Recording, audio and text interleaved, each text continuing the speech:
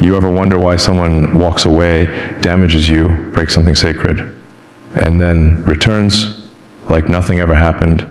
They didn't come back because they love you. They came back because you were a source of value they underestimated. And here's the truth most people never want to admit: pain doesn't stop people.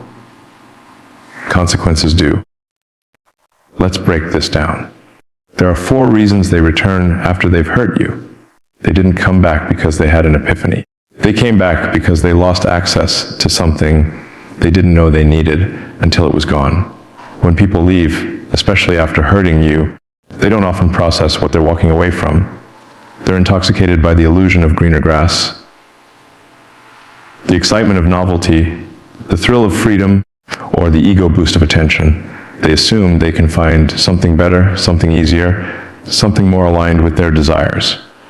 But that illusion eventually fades, and reality sets in like a cold wind. And that's when they realize they didn't just leave a person. They left their supply. You weren't just company. You were their stability. You were the one who listened when they needed to vent. You were the one who forgave when they didn't deserve it. You gave them a safe space to be raw, imperfect, broken. You gave them consistency. In a world full of conditions, you were unconditional. And that kind of presence is rare. That kind of energy is not easily replicated. When they walked away, they didn't realize you were an ecosystem. You were emotional fuel. You were emotional intelligence. You were strength disguised as softness. And when they tried to rebuild what they had with you elsewhere, it failed because they underestimated what you truly gave. People don't return to places that are empty.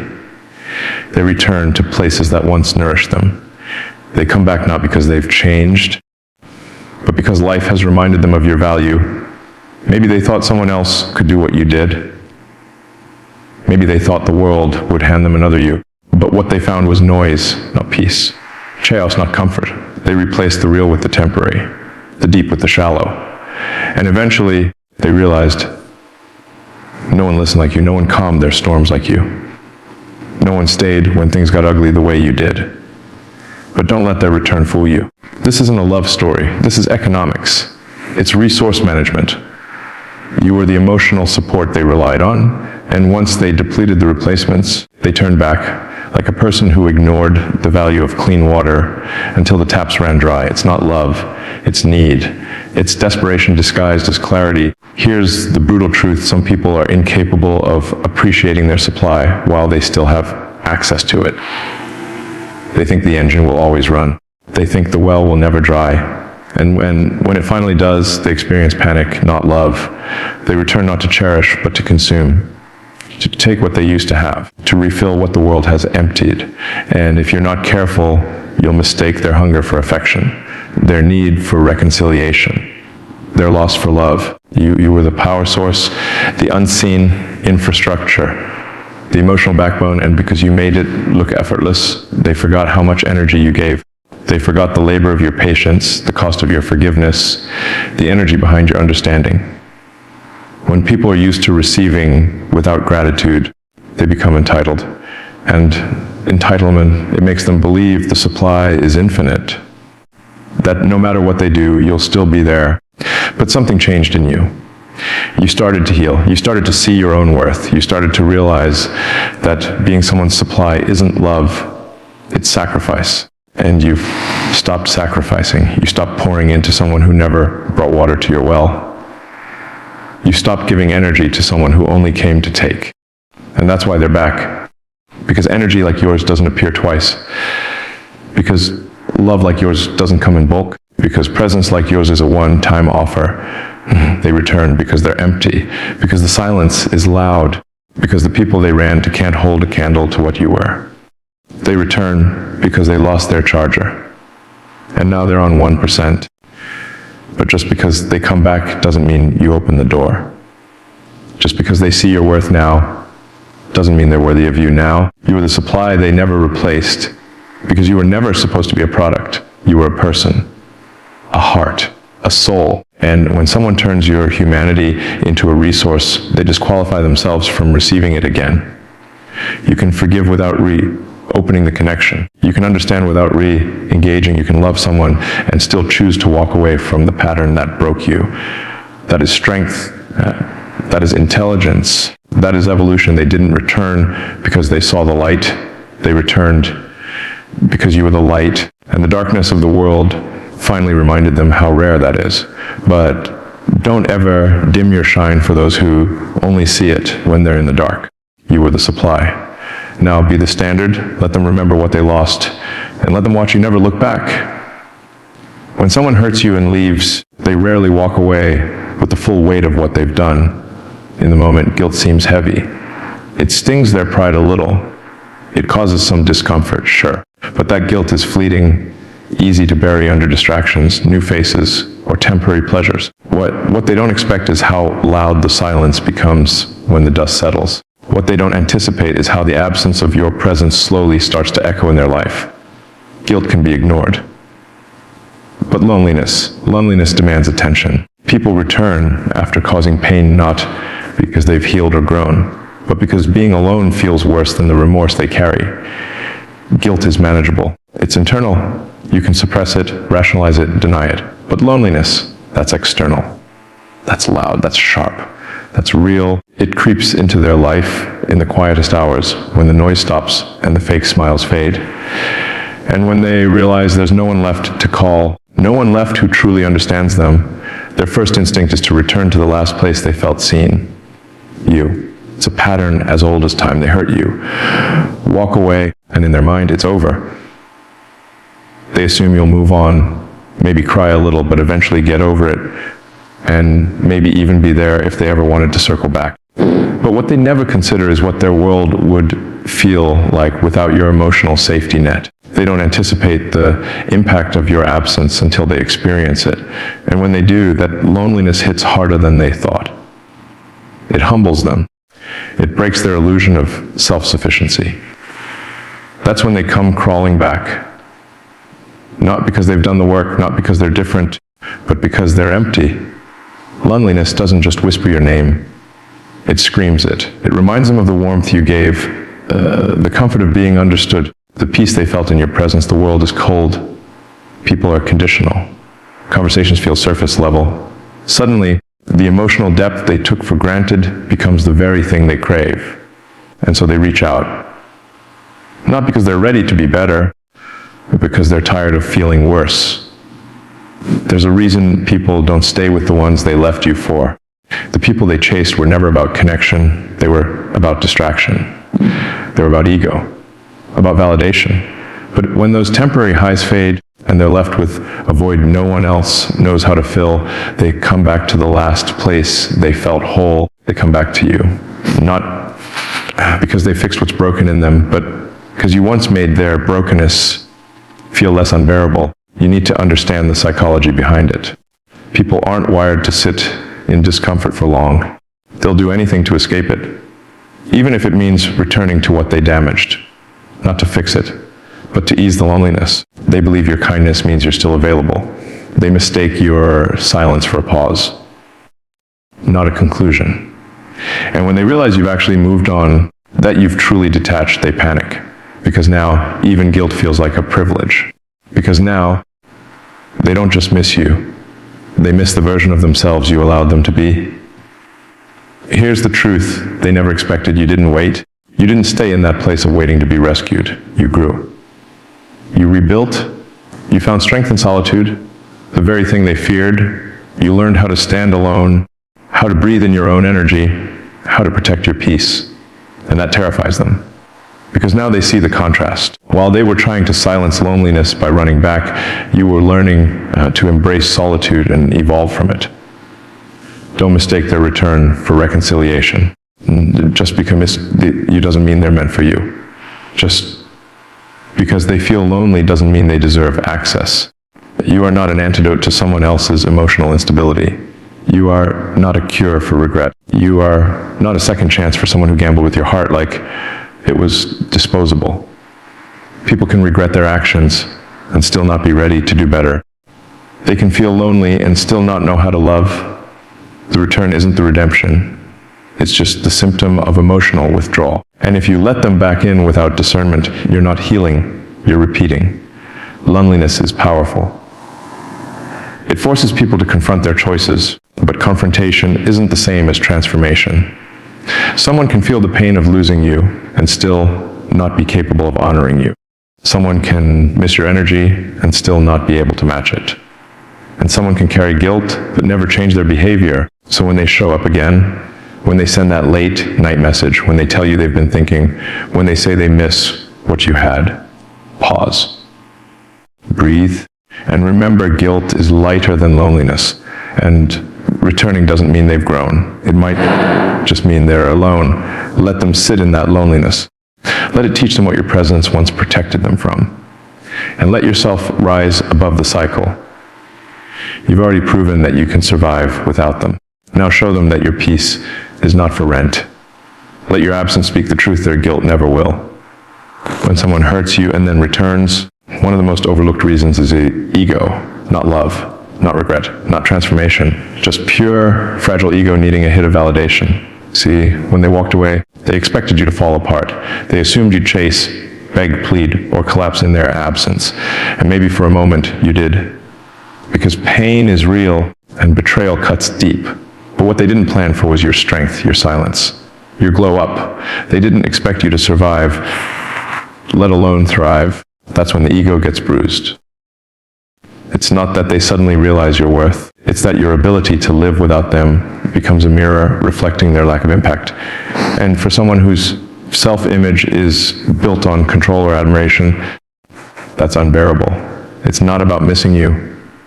It's about missing the power they had over you. It's about craving the feeling of importance they used to get from your reactions, your attention, your emotional investment.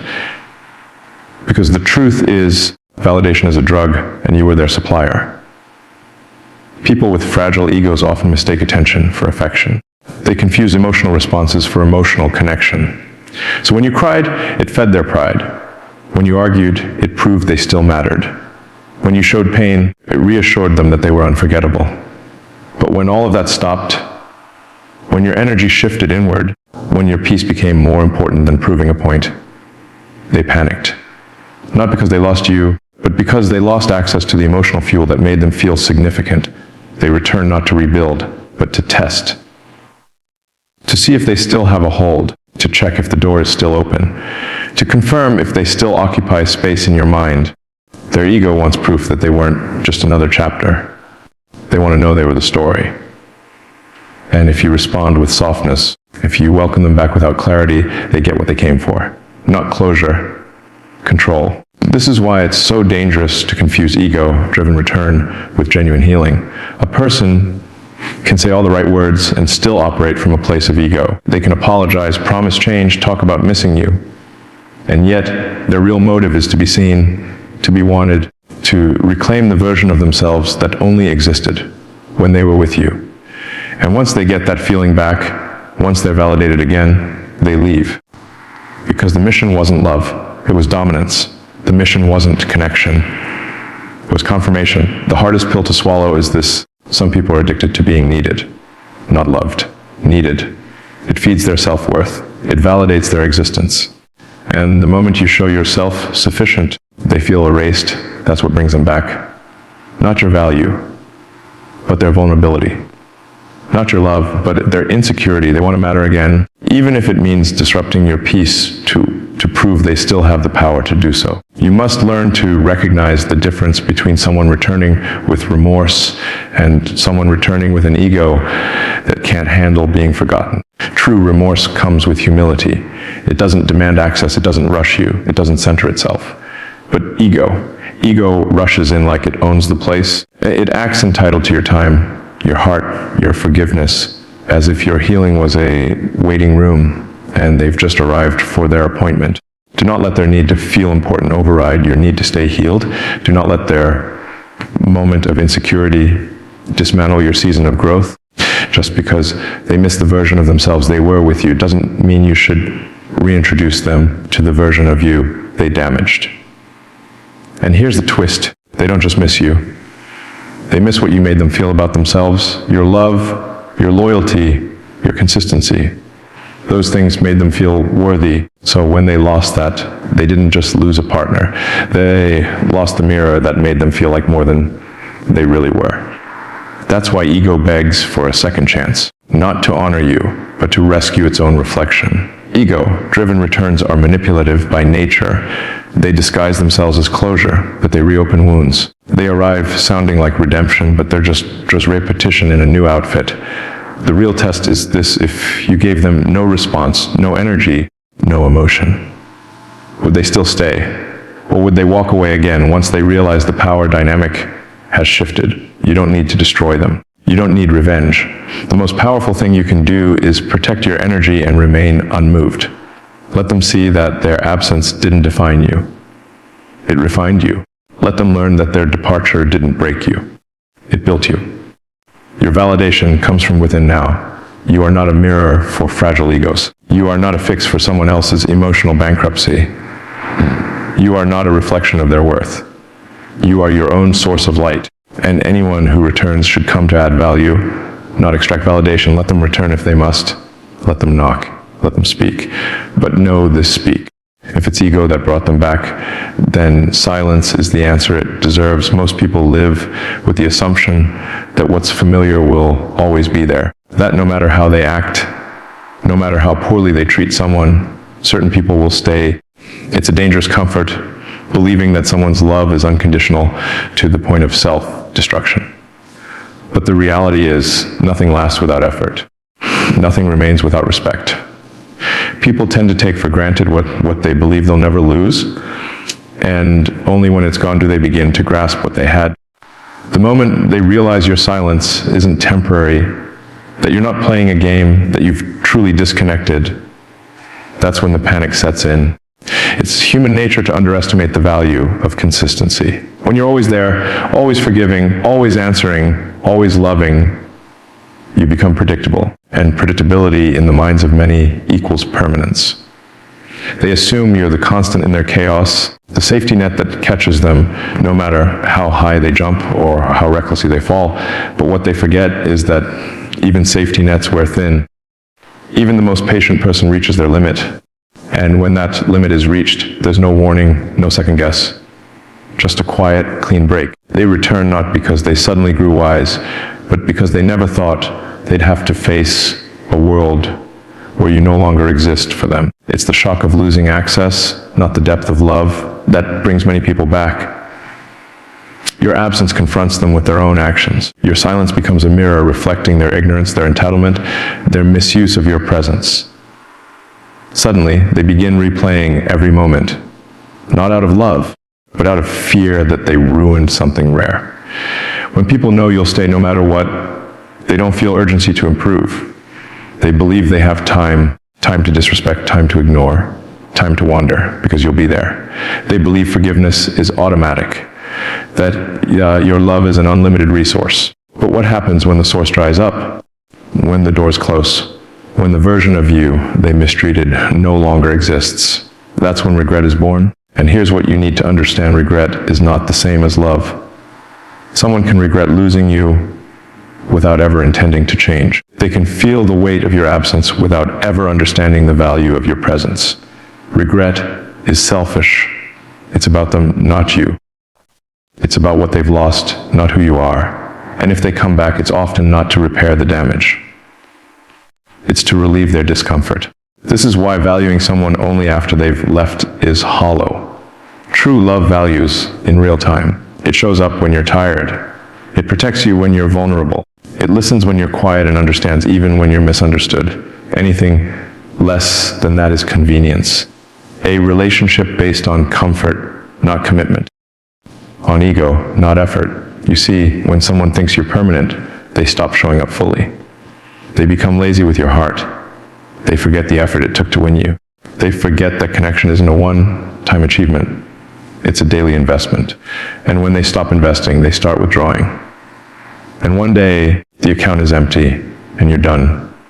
People don't value what they believe they can't lose. That's the truth. It's not always malice. Sometimes it's just unconscious. They assume your love is their right, not a privilege. But love, like anything alive, dies without attention. And when it dies, it doesn't scream. It just fades. You were there through the highs and lows. You were the support beam they leaned on. You were the one who saw their darkness and didn't flinch. But they thought you'd always be there, so they didn't cherish you. They didn't protect your heart.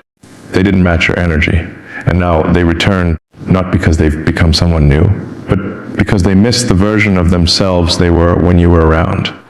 You made them feel seen. You made them feel safe. You made them feel important. But now you see through it. Now you understand that your value doesn't decrease just because someone else failed to recognize it. You've realized that your love isn't a gift to be handed out to those who can't hold it with care. You've seen what happens when people take you for granted, and you've decided not to offer yourself to that lesson again. Let them come back. Let them apologize. Let them cry if they need to. But don't forget that they had you when it mattered, and they lost you anyway. And not by accident.